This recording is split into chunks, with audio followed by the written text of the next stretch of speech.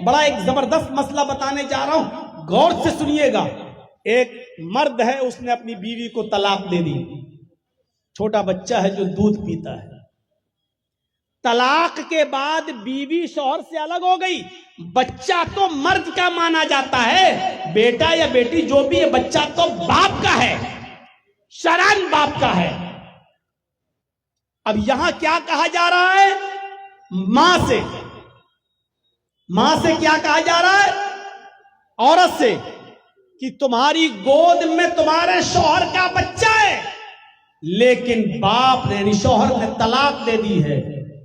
औरत चाहे तो उस बच्चे को अपने शौहर की गोद में डाल दे, ले तेरा बच्चा तू संभाल, मैं जा रही हूं, तूने तो मुझे तलाक दे दी, तेरा बच्चा मैं क्यों पालूं? जायज है, मां कह सकती है ये, क्योंकि बच्चा बाप का माना जाएगा।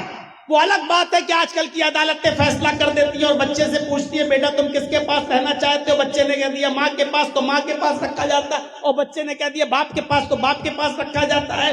वो आज अदालतों का मामला अलग है, लेकिन शरअन बच्चा बाप का है। अब बाप को हुक्म है कि तुमने अपनी बीवी को तलाक तो दे दी है, लेकिन बच्चा चूंकि छोटा है, वो अपनी मां का दूध पीता है, इसलिए बच्चा तो अपनी मां का दूध ही पिएगा। यहां औरत को हुक्म है कि वो अपने बच्चे को दूध पिलाने से मना नहीं करेगी, अगरचे वो शौहर का है, लेकिन जब तक दूध पिएगा तब तक औरत उस बच्चे को दूध पिलाएगी। 2 साल दूध पिलाएगी।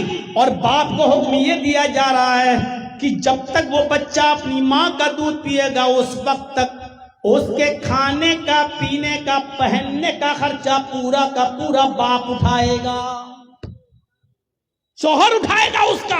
ये मतलब हिदायत का, वो अलल मौलूद लहू, जिसका वो बच्चा है उसी के जिम्मे है रिज़्क़ुहुन्ना व किस्वतुहुन्ना, उस औरत को खिलाना और पिलाना और पहनाना, यानी कपड़ा भी शौहर देगा और खाना पानी भी उसको वही शौहर देगा, जब तक वो औरत उसके बच्चे को दूध पिलाएगी।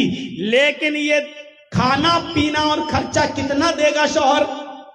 बिल मारूफ, समाज में जो चलन है, समाज में जो दस्तूर है, वो खर्चा देगा।